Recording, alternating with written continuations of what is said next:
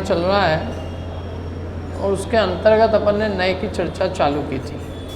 कितने नए समझाए अभी तक अपन ने? देखो, नयों के मूल भेद कितने हैं बताओ पहले। नयों के मूल भेद दो है, व्यवहार और निश्चय। फिर व्यवहार नए के भी दो भेद हैं, असद्भूत और सद्भूत। और असद्भूत और सद्भूत इन दोनों के दो दो भेद हैं, उपचरित और अनुपचरित। असद्भूत के भी दो ही भेद हैं, उपचरित और अनुपचरित।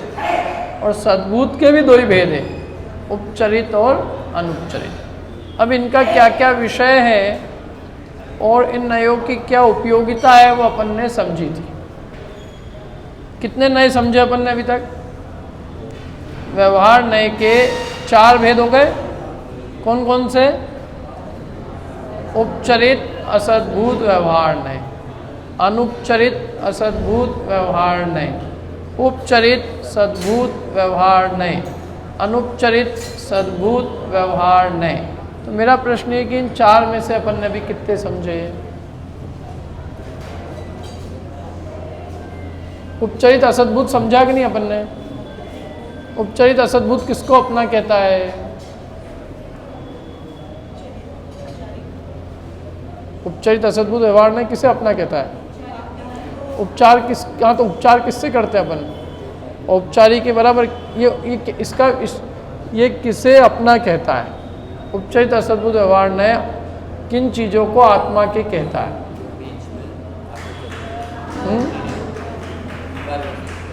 जैसे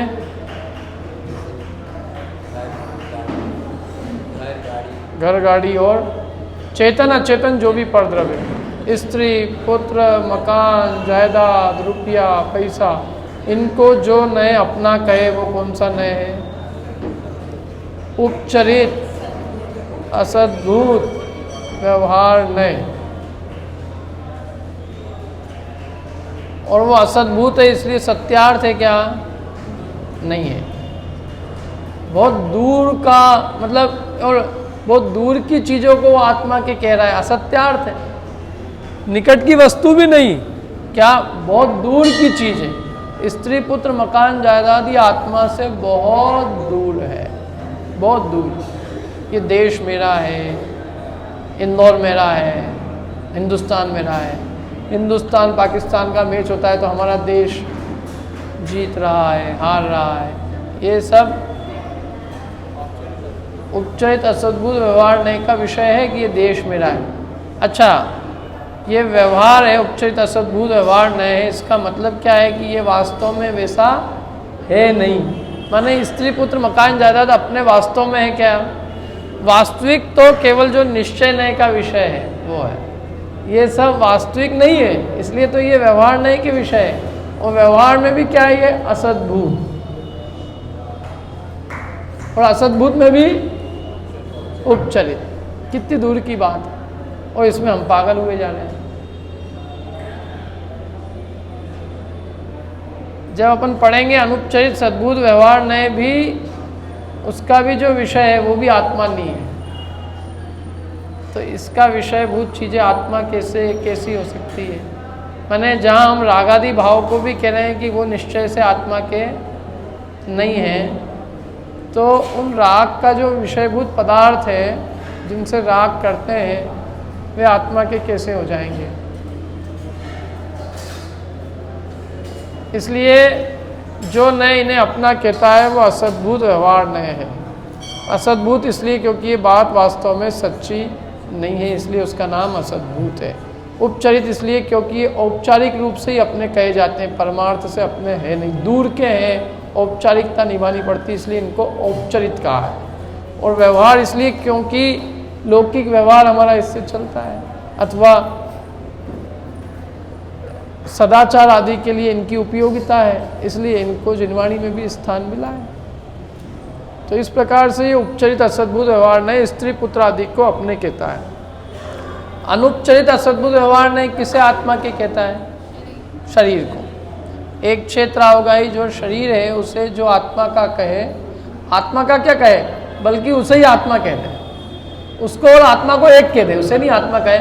जो देह और आत्मा को एक कहता है, अलग अलग नहीं कहता है, वो अनुपचरित असद्भूत व्यवहार नए हैं। अनुपचरित इसलिए है क्योंकि वो निकट का है, उससे कोई औपचारिकता नहीं निभानी पड़ती, शरीर से कोई औपचारिकता निभानी पड़ती।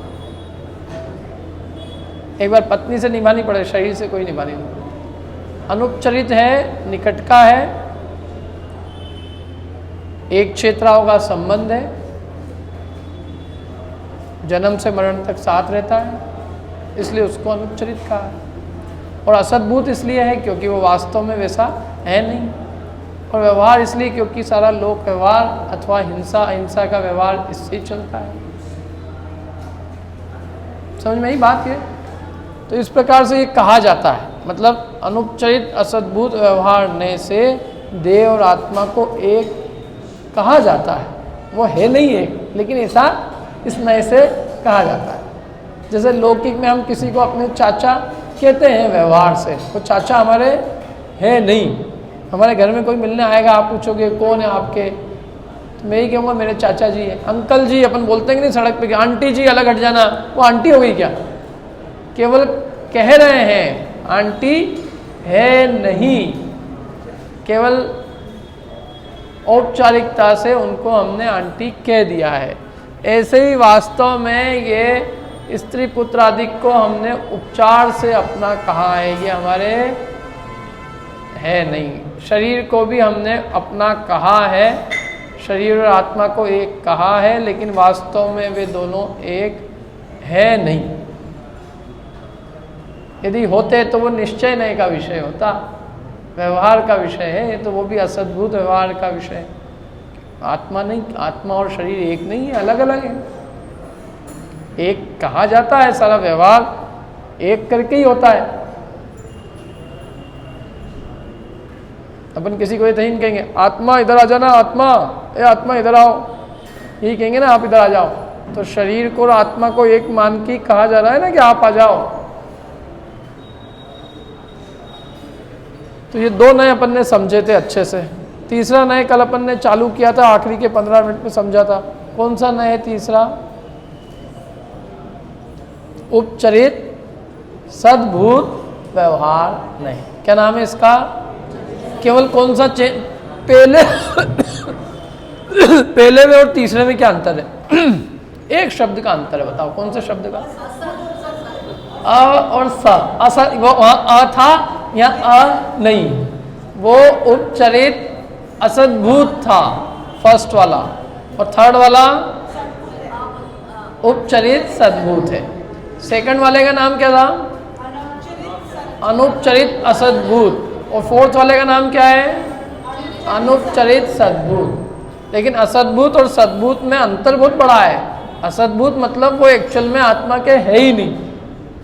देखो, जैसे स्त्री पुत्र आदि को आत्मा का कहा है, क्या वैसी बात आत्मा के रागादिक पे भी लगेगी? रागादि आत्मा के ये व्यवहार है। अभी आगे अभी वो तो अभी मैं बताऊंगा अभी आपको।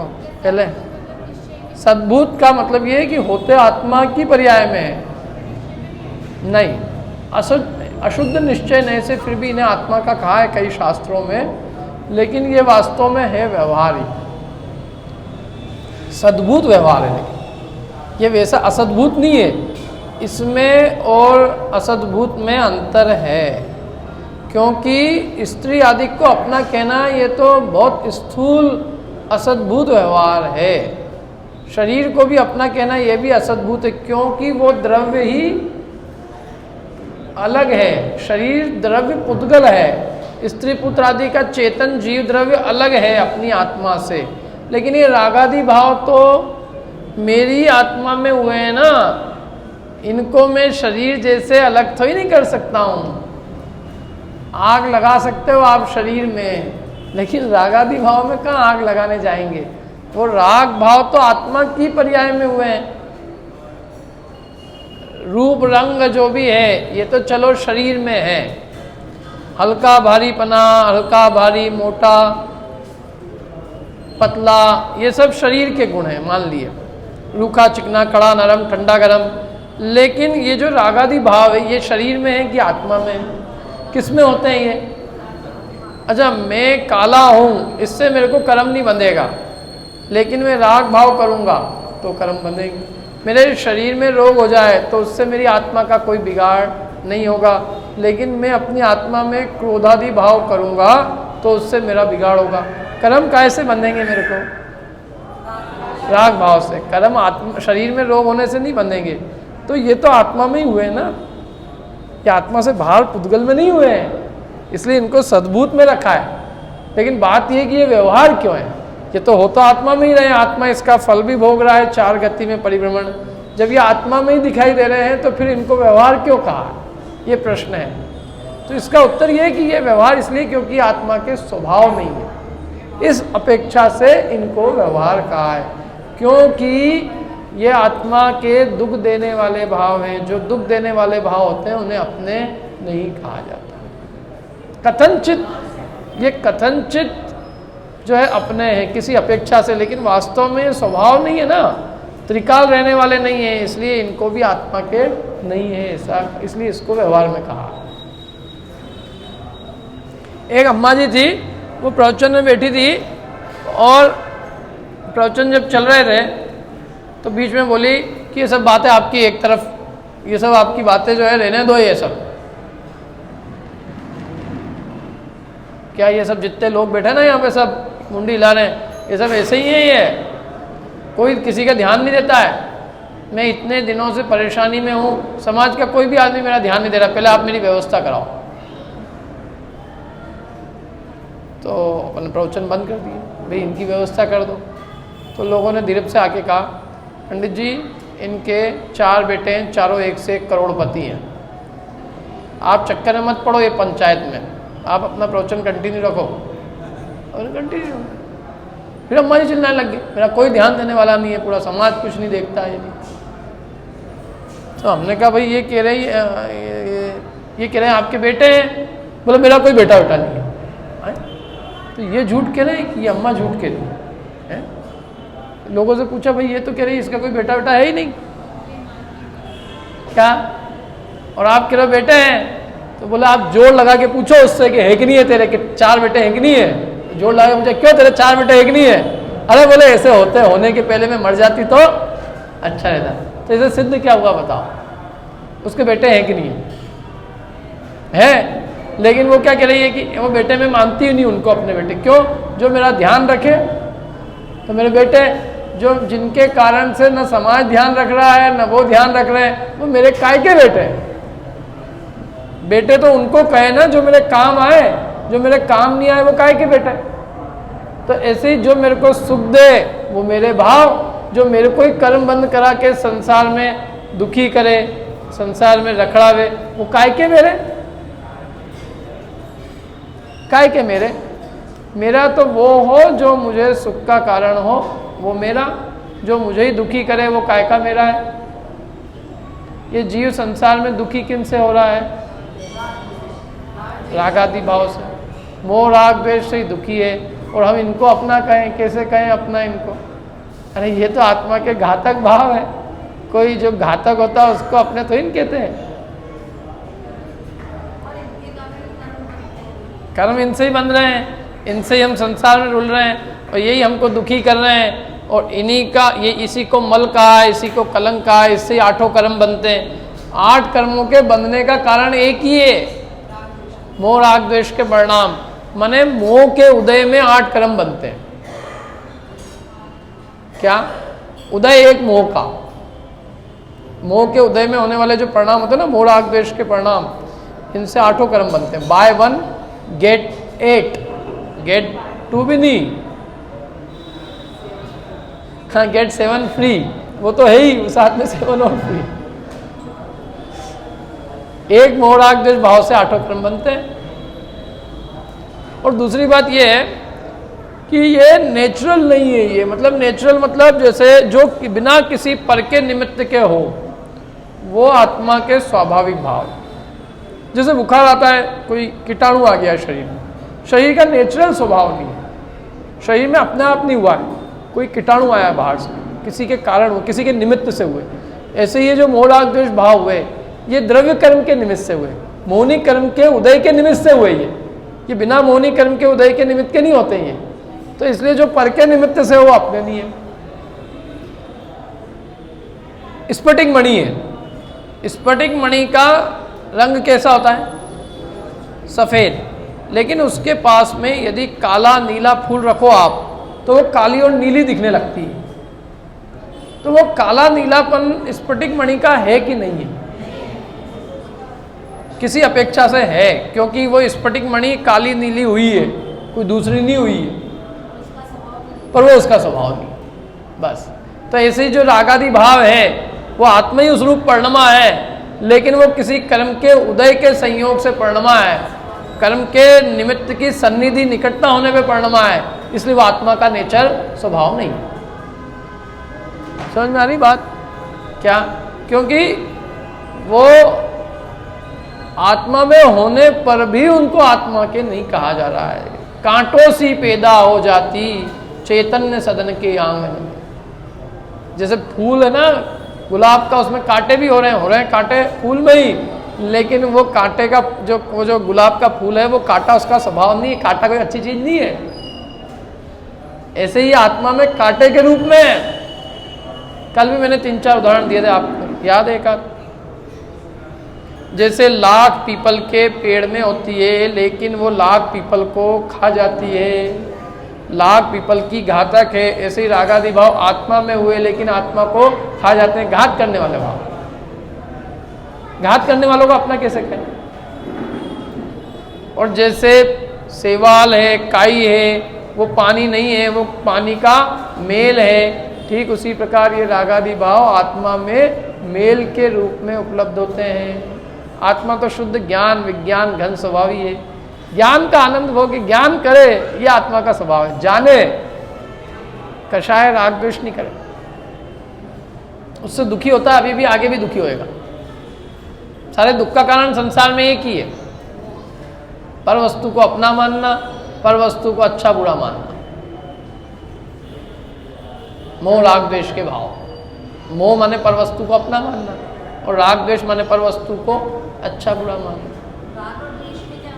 राग मतलब किसी को भला जानकर चाहते हैं तो राग होता है, बुरा जानकर दूर करना चाहते हैं तो द्वेष कहलाता है। क्रोध क्या है? क्रोध कषाय कौन सी है? राग है कि द्वेष है? द्वेष है, बुरा जानकर दूर करना चाहते हैं। और लोभ कषाय राग रूप है, क्योंकि भला जानकर चाहते हैं। समझ में आ रही ना बात? रति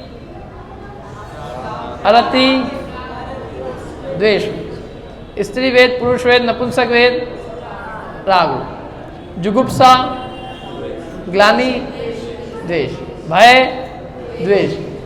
समझ में आ रही ना? अपन आप कर सकते हो सब डिफरेंस। राग ही स्त्री से राग होता है, स्त्री तीनों वेद राग रूप है। वो परिणाम, स्त्री का शरीर नहीं, मतलब वो जो राग रूप परिणाम है, स्त्री के प्रति राग रूप, पुरुष के प्रति राग रूप, नपुंसक के प्रति राग रूप, उस राग रूप परिणाम को स्त्री पुरुष नपुंसक वेद कहा है, शरीर को नहीं कहा है। शरीर नामकर्म के उदय से बनता है, और ये मोह के उदय से वेद रूप परिणाम होते हैं। समझ में आ रही बात? तो इसलिए जो मोह के उदय से होते हैं वो मोह राग द्वेष रूप परिणाम। जो मोहनी कर्म के उदय से भाव होते हैं उनको हम 3 भागों में बांट सकते हैं, मोह राग द्वेष। और ये सब आत्मा के स्वभाव नहीं है, यही तो समझा रहे अपन के स्वभाव नहीं है। ये स्फटिक मणि में जैसे लाल काले फूल के कारण से लाल काला फूल वो हो जाता है, वो स्फटिक मणि का स्वयं का स्वभाव नहीं है, स्वयं का रंग नहीं है। ऐसे ही आत्मा भी कर्म की निकटता से मोह राग द्वेष रूप परिणमता हुआ दिखता है, लेकिन वास्तव में वो आत्मा का स्वभाव नहीं है। और आत्मा का स्वभाव नहीं है, इसलिए उसको व्यवहार नहीं के खाते में डाला, वो भी उपचरित, क्योंकि ये थोड़ा सद्भूत में है सद्भूत आत्मा में हो रहा है, लेकिन थोड़ा दूर का है। विभाव है वो दूर का। अब बताओ अनुपचरित सद्बुद्ध व्यवहार नहीं में क्या आएगा? यहां तक तो समझ में आ गया ना सबको? और भी रागादि भाव को अपन ने और भी 2-3 चीजें कही थी। रागादि भाव अनित्य है, शाश्वत नहीं रहते आत्मा में। किसकी तरह? मिर्गी के दौरे की भांति कम ज़्यादा हो जाते हैं, या ठंडी गर्मी के रोग की तरह ये एक दूसरे में बदल जाते हैं। राग से द्वेष, द्वेष से राग में जाता है। ठंडी का रोग है मतलब राग है, और गर्मी चढ़ गई मतलब द्वेष हो गया। समझ में है ना? जिनके शरीर का स्वास्थ्य अच्छा नहीं होता है उनको कभी ठंडी लग जाती है, कभी गर्मी लग जाती है। ऐसे जिनके आत्मा का स्वास्थ्य कमजोर होता है वे कभी राग करते हैं, कभी द्वेष करते हैं, कुछ न कुछ करते ही रहते हैं, वीत राग रूप नहीं रहते।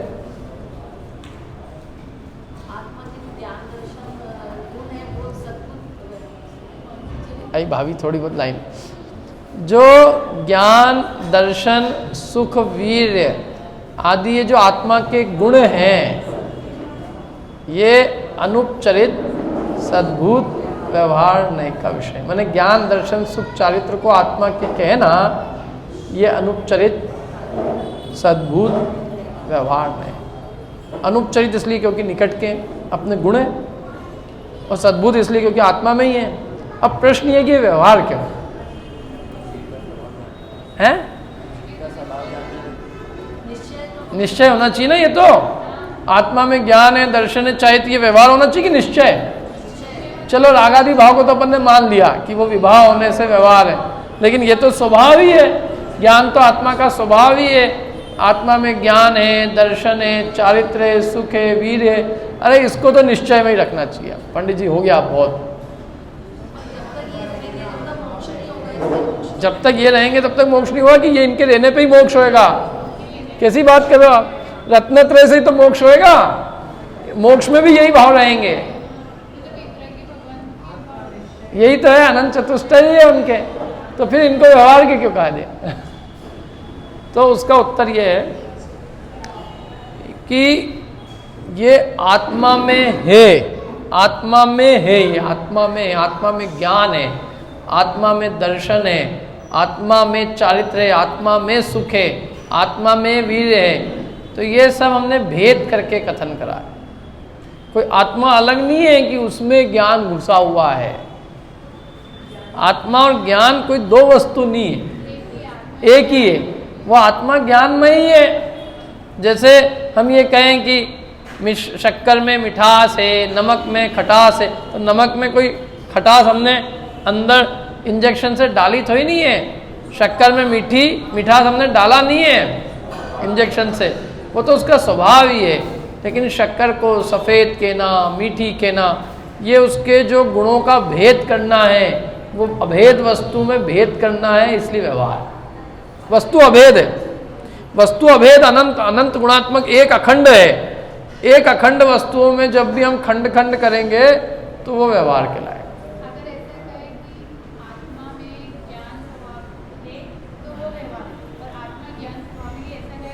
तो भी एक गुण हुआ ना, आत्मा ज्ञान दर्शन स्वभावी है, तो भी गुण भेद की थोड़ी बहुत इसमें वो जो है वो गुण भेद दिख रहा है इसमें। वास्तव में आत्मा में ज्ञान दर्शन तो ज्ञान दर्शन ही तो ही नहीं, आत्मा ज्ञान दर्शन में तो ही नहीं है। आत्मा तो अनंत गुणात्मक है। तुम एक दो ही गुण क्या कह रहे हो? और गुण का भेद जो है वो भेद वस्तु को भेद रूप बतलाता है, और वस्तु तो कैसी है? अभेद है और अखंड है। मैं आपको एक उदाहरण देता हूं। जैसे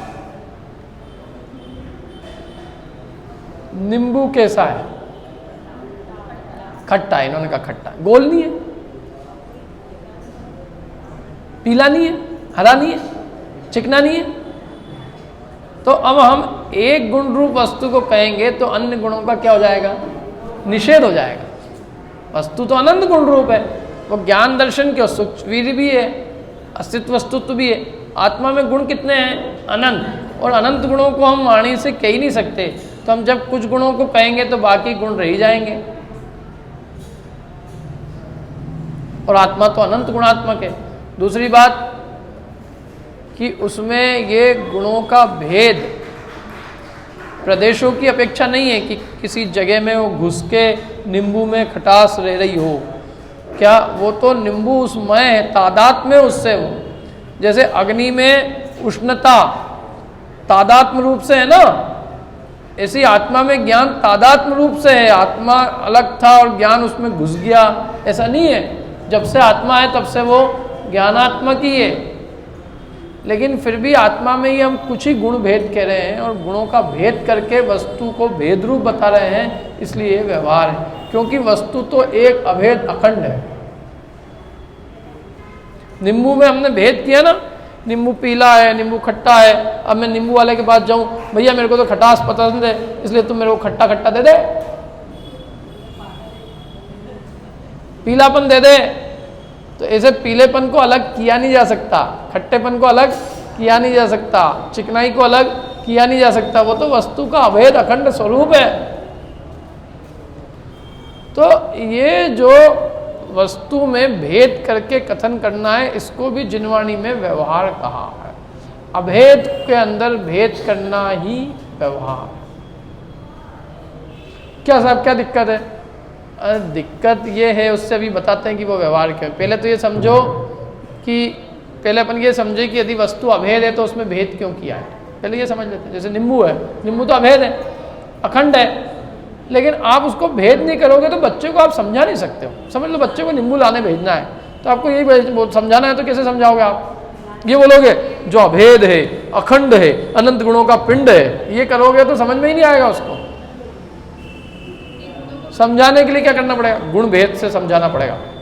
देख बेटा, जो गोल है, चिकना है, खट्टा है, पीला है, और अपन बोलते भी है, देख पीला देख के लाना, नरम देख के लाना, टच करना, कट्ठा नहीं हो।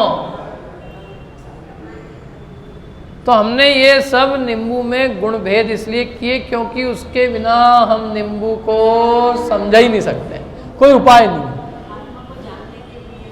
माने गुण भेद किए बिना कोई वस्तु नहीं समझाई जा सकती। हिंदुस्तान समझाना में क्यों अभेद अखंड एक है तो समझ में नहीं आएगा, उसके प्रदेशों का भेद करना पड़ेगा। इतने प्रदेश है, इतने स्टेट है, इतने सिटीज़ है, इतने जिले हैं, इतने संभाग है। करते कि नहीं करते? बिना भेद किए कोई वस्तु समझा सकते हो आप? आम को समझाना है, क्या समझाओगे आप? आम है तो भेद करो। आम में पिलास है, मिठास है, अच्छी गंध है, हापुस का अलग टाइप का आता है और ये अलग आता है। तो बता, भेद करके वस्तु समझाया जाता है, इसलिए सद्भूत है वो और अनुपचरित है। और ये आत्मा में बिल्कुल निकट की चीज है। ये तो अपन आत्मा तक आ गए। अब अपन बात समझेंगे कि इसका ही व्यवहार क्यों है, लेकिन ये बहुत बहुत क्लोज तक पहुंच गए अपन अपने डेस्टिनेशन तक।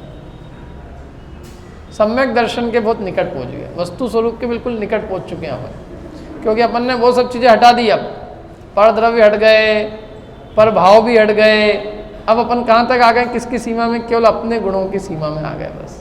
अब बाकी सब चीज़ें अपन ने बाहर छोड़ दी, मोह राग द्वेष सब छोड़ दी, ये सब आत्मा नहीं है। तो कितना लाभ पहुँचाया इसने ने। अब लाभ पहुँचाया तो इसको निश्चय में रख दो, व्यवहार में क्यों रख रहे हैं? तो उसका उत्तर ये है कि ये भेद भी विकल्प के कारण है। इसको व्यवहार में रखने का कारण ये है कि भेद से विकल्प होते हैं और अभेद से निर्विकल्पता होती है। भेद कोई भी चीज के अंदर जब तक हम भेद करते हैं तब तक विकल्पों की उत्पत्ति होती है। देखो कहीं भी दो भी चीजें होगी तो दो में विकल्प होंगे, इसको देना कि उसको देना। एक है उसमें कोई विकल्प नहीं, मेरे को आपको कुछ चीज देना है और दो जने आ गए, दो बच्चे हैं, तो उनमें किसको क्या देवें और किसको क्या देवें? और एक ही है तो सब कुछ उसका ही है। भेद को भी विकल्प का कारण कहा है। देखो मैं आपको एक दूसरा उदाहरण देता हूं, उससे आपको थोड़ा समझ में आएगा। मेरे को समझ लो ठंडाई पीना है, ठंडाई है ना, तो ठंडाई पीने के लिए क्या किया मैंने? ठंडाई बनाई। तो ठंडाई बनाने के लिए मेरे को समझना पड़ेगी कि ठंडाई कैसे बनती। तो लोगों ने मेरे को समझाया कि देखो ठंडाई में दूध डलता है, इलायची भी डलती है, केसर डलता है, शक्कर डलती है, ये सब डलता है। अब मैंने सब समझ लिया, वो सब समझ के सब चीज़ें ले आए, पूरी तैयारी कर ली, और जैसे प्रोपोर्शन में डालना था रेसिपी पढ़ पुढ़ा के सब डाल दिया, कर दिया, बना ली मैंने, ठंडाई बना ली। अब ठंडाई पीने का मौका आया, तो अब जब मैं ठंडाई पी रहा हूँ तब मेरे को यदि ये विकल्प चल रहे हैं कि इसमें शक्कर कितनी है, इलायची कितनी है, तो मैं ठंडाई का आनंद नहीं ले पाऊँगा। ठंडाई का आनंद कब लेऊँगा? जब ये सारे विकल्प भी मेरे को नहीं रहे। यदि मेरे को ये याद आ रहा है, अरे केसर थोड़ी ज़्यादा डल गई, केसर महंगी बहुत है, ये ज़्यादा हो गई, शक्कर कम रह गई, ये हो गया, इसमें ये है, वो है, वो है, ये सब विकल्प वस्तु का आनंद नहीं लेने देते। वस्तु के आनंद के लिए सब विकल्प समाप्त हो जाना चाहिए। तो वो बात झूठी तो नहीं है, ठंडाई में केसर इलायची सब है कि नहीं है, लेकिन ठंडाई में जब तक हम पिएंगे और केसर इलायची के ही विकल्प करते रहेंगे तब तक ठंडाई का स्वाद आने वाला नहीं है। ठंडाई का स्वाद लेना है तो सब बातों को भूल जाओ और वो ठंडाई पियो। ऐसे ही जब आत्मा का अनुभव करना है तो ये सब विकल्प भी भूल जाओ कि आत्मा में ज्ञान है, कि दर्शन है, कि चारित्र है, कि सुख है, कि वीर है। बस तुम तो अनंत गुणों का जो अभेद अखंड एक आत्मा है उसका रसास्वादन करो, वो निश्चय है। अनुभूति है वो निश्चय है, अभेद अखंड आत्मा की अनुभूति वो निश्चय है। और ये जितने भी भेद कथन है ये भी सब व्यवहार है। इनको जिनवाणी में स्थान इसलिए दिया क्योंकि भेद के बिना समझाया नहीं जा सकता। पहली भूमिका में ठंडाई बनाने के लिए मेरे को पूरा समझनी पड़ेगी, पूरी प्रोसेस समझनी पड़ेगी। वो समझना बहुत जरूरी है क्योंकि उसके बिना ठंडाई बनने वाली नहीं है। लेकिन जब वो बन गई और फिर भी मैं यही दिमाग लगाते जा रहा हूँ कि अभी इसमें इतनी केसर है, ना इलायची है, तो मेरे को ठंडाई का स्वाद आने वाला नहीं है। ठंडाई का स्वाद लेना है तो ये सारी बातें भूल जाओ कि ठंडाई में क्या क्या डला है। बस एक अभेद अखंड ठंडाई का स्वाद लो। ऐसे ही आत्मा में यही भूल जाओ, ज्ञान है कि दर्शन है। तुम तो अपने आत्म स्वरूप में लीन हो जाओ और उसका रसास्वादन करो, उसका अनुभव करो, तो ये तुम्हारे सम्यक का कारण है। जो उसका एक बार रस उत्पन्न होगा, उसका अनुभव होगा, तो फिर ये सारी चीज़ों का राग ही उत्पन्न नहीं होगा तुमको। जब कोई बहुत महान चीज़ अपने पास आ जाती है तो फिर अपन छोटी मोटी चीज़ों का तो विकल्प भी नहीं करते हैं। क्या ये दाल रोटी के विकल्प नहीं होंगे? ये तब तक हो रहे हैं जब तक तुमको अपने निज आत्म स्वरूप का अनुभव नहीं हो रहा है, अपने अंदर में ज्ञान दर्शन स्वरूप आत्मा की प्रतीति अनुभूति नहीं है। अनुभव होने के बाद में ये सब विकल्प संसार के सब मिट जाते हैं। इसमें समय सार नाटक में दिया है, क्या दिया है? अरे रस स्वादत सुख, रस स्वादत सुख उपजे अनुभव ताको नाम। उसके पहले की एक लाइन है, वस्तु विचारत ध्यावते मन पावे विश्राम, रस स्वादत सुख उपजे अनुभव याको नाम। समझ में आया क्या कहा मैंने? वस्तु पहले विचारते हैं हम। देखो बिना विचार किए, बिना सद्भुत व्यवहार में आए हुए उसका अनुभव नहीं हो जाएगा, ये ध्यान रखना। क्योंकि सद्भुत व्यवहार ने से हम आत्मा के गुण भेद से आत्मा को समझते हैं। और उससे भी बहुत बड़ा लाभ ये होता है कि जब हम आत्मा को इतना अच्छे से समझते हैं तो भी हमारा परद्रव्यों का राग मिट जाता है। क्योंकि अभी क्या है, हमको आत्मा के ज्ञान दर्शन आदि की कीमत नहीं आ रही है। अभी हमको काय की कीमत है? रुपये, पैसे, मकान, जायदाद। हम जब आत्मा के ज्ञान दर्शन गुण समझेंगे ना कि आत्मा में एक ज्ञान गुण है, उस ज्ञान गुण की एक समय की पर्याय की ताकत इतनी है कि वो 3 लोक 3 काल को जानती है। और ऐसी अनंत पर्याय उस एक ज्ञान गुण में से निकलती है और ऐसे अनंत गुण आत्मा में हैं तो आत्मा की महिमा आएगी ना। ऐसे कहने से तो कुछ नहीं होगा कि आत्मा बहुत महिमावंत है, महिमावंत कुछ नहीं होने वाला उससे। पैसे की महिमा रहेगी आदमी को।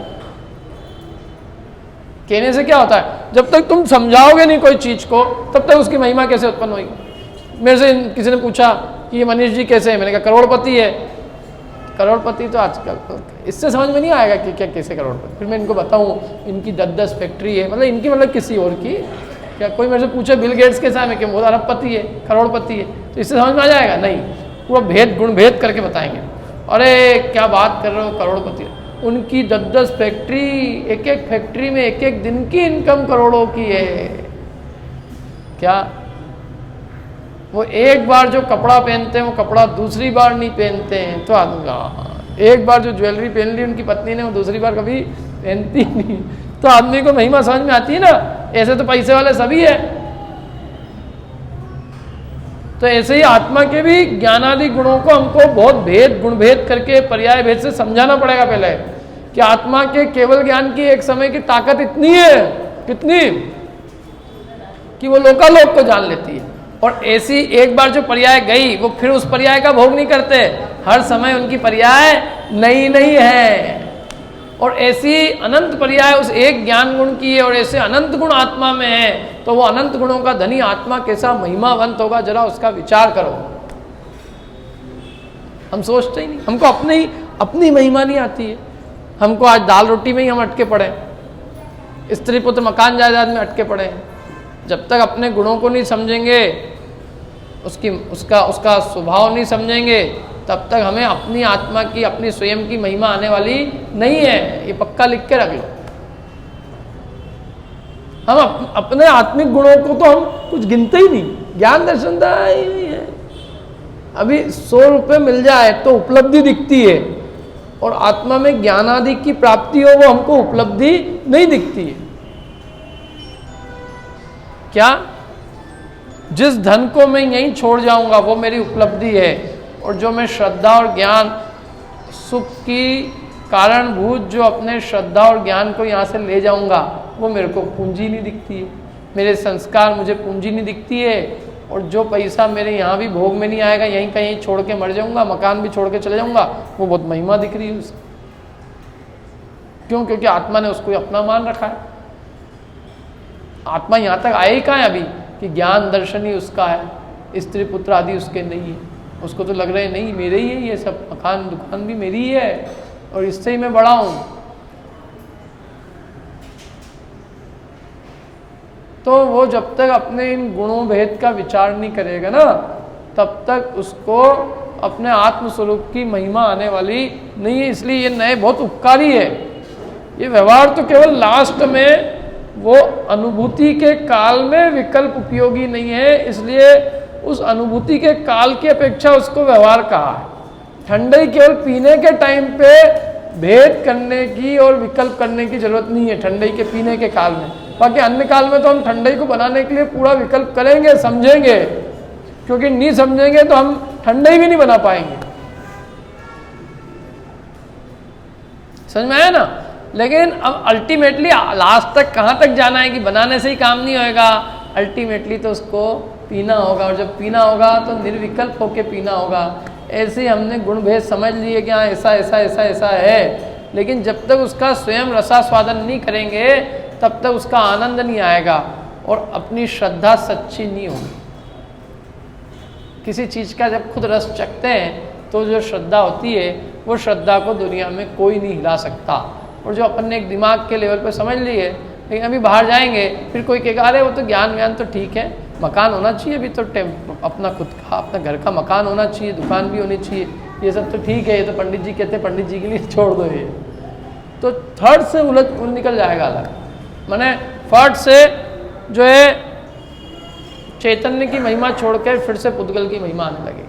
और एक बार रसा स्वादन आ जाए इसको, निर्विकल्प सुख का, निराकुलता का रस चकले, तो फिर तो पूरी दुनिया 3 लोग इसको कह दे, चक्रवर्ती की संपदा भी इसके पास आ जाए, तो भी ये कहेगा नहीं, वो ज्ञान की जो आनंद है वो इसके सामने ये संपत्ति का आनंद कुछ भी नहीं है। वो तो कषाय का आनंद है, संपत्ति को अपना मान के मिथ्या बुद्धि का आनंद है, वो तो मोह राग द्वेष का आनंद है। एक बार जो वीतरागता का रस चखलेगा, ज्ञानादि गुणों का रस चखेगा क्या, तो फिर उसको ये परद्रव्य का रस कहाँ चले जाएगा पता ही नहीं चलेगा। हम अपने गुणों का रस पैदा करें, वो वीतरागता है। राग किसको कहा है? परद्रव्य का, परद्रव्य के प्रति रागादि भाव करना वो राग है। आत्मा के ज्ञान दर्शन सुख वीरों में, इन गुणों में प्रेम करना वो राग नहीं है, वो वीतरागता है। अपने में प्रेम करना वो वीतरागता है, और पराई वस्तु में प्रेम करना वो राग है। शरीर में प्रेम करना, चूंकि शरीर पर है इसलिए उसमें प्रेम करना राग है, और उसका फल कर्म बंधन है। और आत्मा में प्रेम करना वो तो रत्नत्र है, आत्मा में ही लीन हो जाना वो तो सम्यक चारित्र है। आत्मा में ही अपनापन करना, आत्मा को ही अपना जानना, ये सम्यक दर्शन सम्यक ज्ञान है।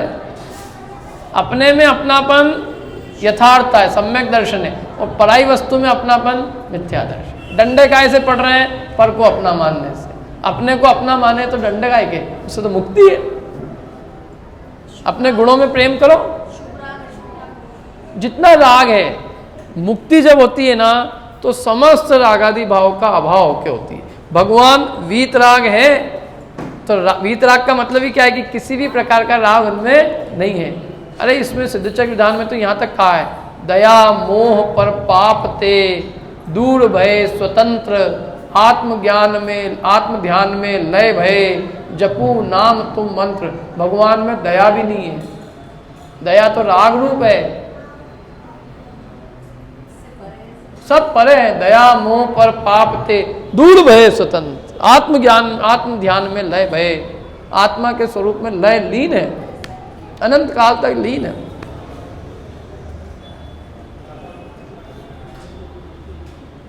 इतने मगन है अपने ज्ञानानंद में कि किसी वस्तु का विकल्प नहीं करते। तुम्हारी हमारी किसी की चिंता नहीं करते, वो कोई विकल्प ही नहीं करते। तुम तुम्हारी जानो, हम तो अपने मगन है, हम तो ज्ञान उस अनंत ज्ञान का भोग कर रहे हैं, अपने ज्ञान दर्शन स्वभाव का भोग कर रहे हैं। जो निधि हमने आज तक नहीं पाई, उस निधि को आज हमने पाके उसके हम अंदर हम डूब गए हैं, लीन हो गए हैं। जो जल पुतली खार, जैसे नमक पानी में जाता है तो पूरा डूब जाता है, उससे एकाकार हो जाता है, ऐसे अपने स्वरूप में लीन होकर उसी से एकाकार हो गए। क्या अद्भुतता है ये! भगवान का स्वरूप समझना चाहिए। क्या है भगवान, क्या है? आंख उठा के भी नहीं देखते भगवान। जान रहे हैं, जान सब रहे हैं, लेकिन किसी से भी राग द्वेष का भाव, किसी के प्रति कुछ भी विकल्प नहीं करते, कुछ नहीं। हम पाप करें, हम भक्ति करें तो उनको कोई विकल्प नहीं है, हम उनकी निंदा करें तो उनको कोई विकल्प नहीं। तुम जो करना हो करो।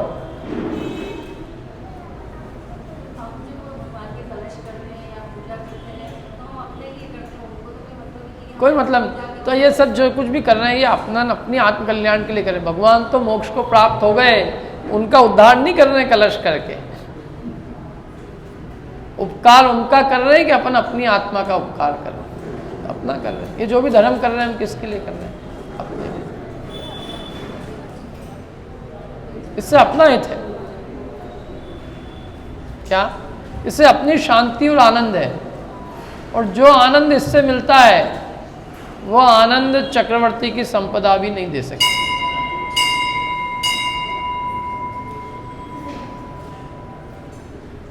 तुम निरखत मुझको मिली मेरी संपत्ति आज, कहा चक्रवर्ती संपदा और कहा स्वर्ग साम्राज्य। क्या बढ़िया लाइन है। इसलिए तो लिखा है, नहीं अखरता जैन धर्म, नहीं अखरता जैन धर्म से सहित दरिद्री भी होना, और नहीं चाहता जैन धर्म बिना में चक्रवर्ती होना। जैन धर्म के बिना में चक्रवर्ती होना भी पसंद नहीं करता हूं, और जैन धर्म से सहित दरिद्री होना भी मेरे को मंजूर है।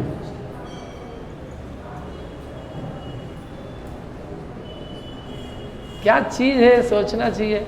जो धर्म से जो शांति मिलती है ना, वो शांति का ऐसे भी नहीं मिलती है।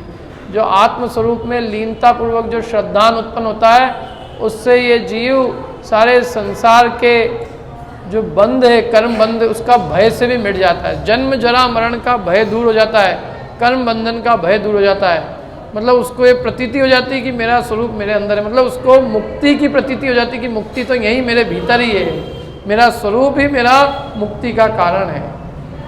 अब उसे कर्म बंधन का भय नहीं सताता, जन्म जरा मरण का भय नहीं सताता। मतलब उसको कॉन्फिडेंस आ जाता है, किस बात का? मोक्ष का कॉन्फिडेंस हो जाता है। उसे मोक्ष अपने आत्मा में दिखने लगता है।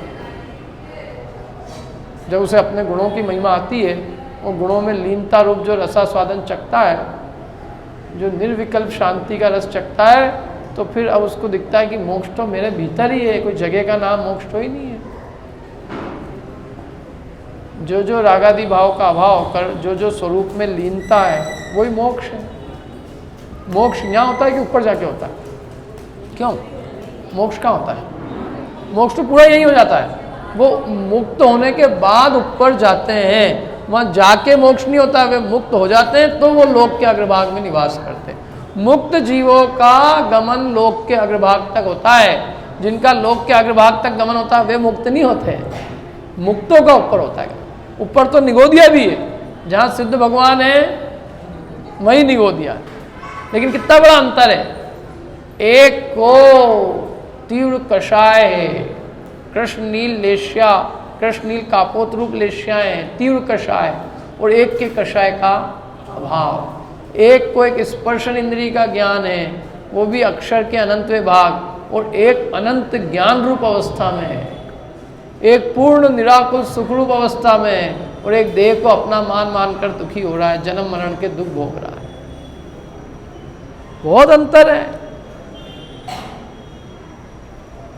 एक अनंत ज्ञान दर्शन स्वरूप को प्राप्त कर चुके हैं, और एक अभी देह के साथ संयुक्त होकर महा दुख को भोग रहा है, 18 बार जन्म मरण कर रहा है श्वास के अंदर। एक महादुखी, एक महासुखी है। तो जगह से यदि होता सुख दुख का संबंध, तो उस जगह पे सबको ही सुख मिलना चाहिए। वो जगह क्या करेगी? आप कहीं भी बैठे हो, सुखी दुखी कैसे होते हो? आप अपने आप से होते हो। जगह थोड़ी नहीं कोई सुखी दुखी कर देगी। हम अपने भीतर जैसी हमारी परिणति होती है, हम उसके अनुसार सुखी दुखी होते हैं। तो सिद्ध शिला कोई सुख का कारण नहीं है। क्या वो स्थान सुख का कारण नहीं है? अपनी आत्मा की शुद्ध अवस्था सुख का कारण है, और वो जिन्होंने यहीं प्रकट की होती है तो वहाँ जाके विराजमान होते हैं, यहीं अनंत सुखी हो जाते हैं। अनंत तो यहीं बन जाते हैं ना। अनंत दर्शन, अनंत ज्ञान, अनंत सुख, अनंत वीर, ये अनंत चतुष्टय किस अवस्था में प्राप्त हो जाते हैं? अनंत अवस्था में। और अनंत अवस्था जब रहती तब तो वो इसी लोक में उनका विहार भी होता है, धर्मोपदेश भी होता है, सब होता है, तब भी वे अनंत सुखी है। इसी दुनिया, इसी लोक में, इसी ढाई द्वीप में हम भी रह रहे हैं, और इसी ढाई द्वीप में भगवान भी रहते थे, लेकिन भगवान अनंत सुखी थे और हम अभी उतने अनंत सुखी नहीं। तो जगह से क्या लेना देना है? सिद्ध शिला पे नहीं गए तब भी वे अनंत चतुष्टय से युक्त थे,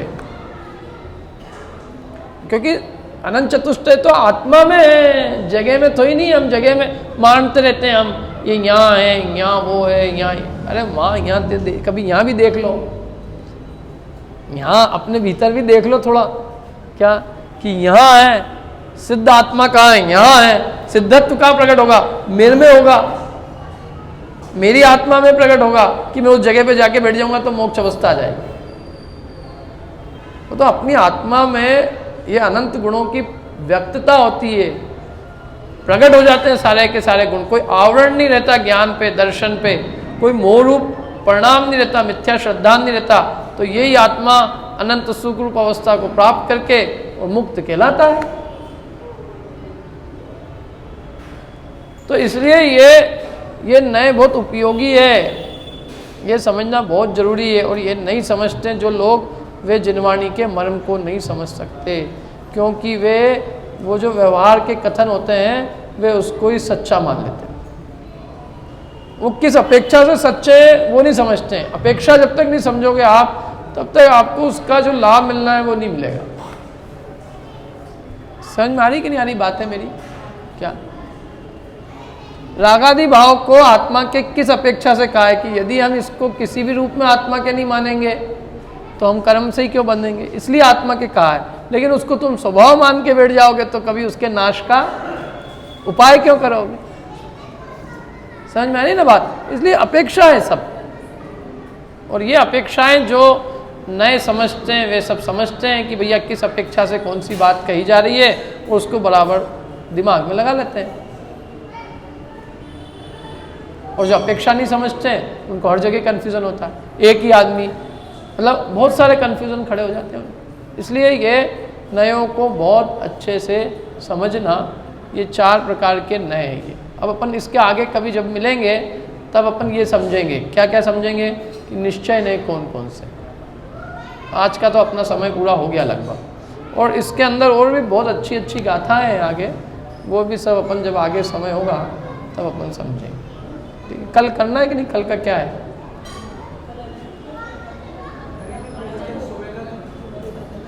रहेगा कल प्रवचन? ठीक है, तो तो कल अपन इसी ग्रंथ के आगे की बात कर लेंगे। कलश 10 बजे है।